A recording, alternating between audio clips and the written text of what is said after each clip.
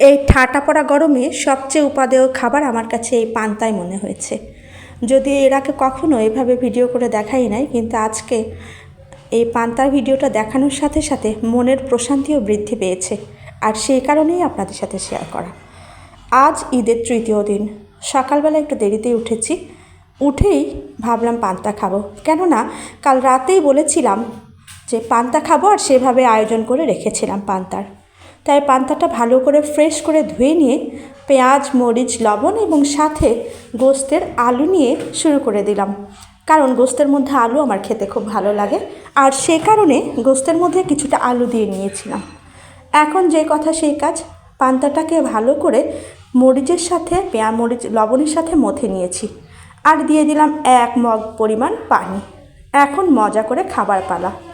রাজশাহীতে যে পরিমাণে ঠাটা পড়া গরম পড়েছে, আপনি ঘরের মধ্যে থেকে স্টক করবেন।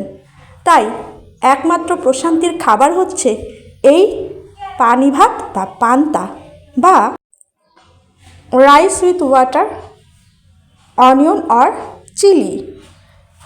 বুঝতেই পারছেন কতটা শান্তি করে আমি এই কথাগুলো বলছি আর খাচ্ছি। তাই আমি ভালো করে গ্রাসে গ্রাসে খেয়ে নিলাম পান্তা।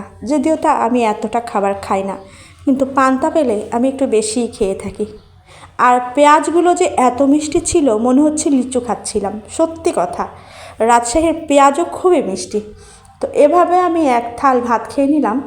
আর স্টিলের প্লেটে খেতে বেশি মজা লাগে পান্তা। আমি জানি না কার কাছে কেমন লাগে, যদি কোনো সময় না খেয়ে থাকেন খেয়ে দেখবেন।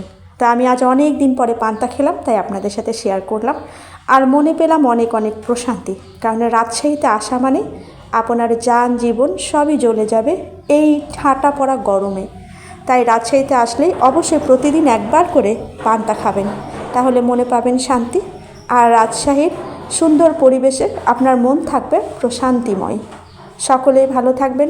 সকলের জন্য অনেক অনেক শুভকামনা আর ভালোবাসা।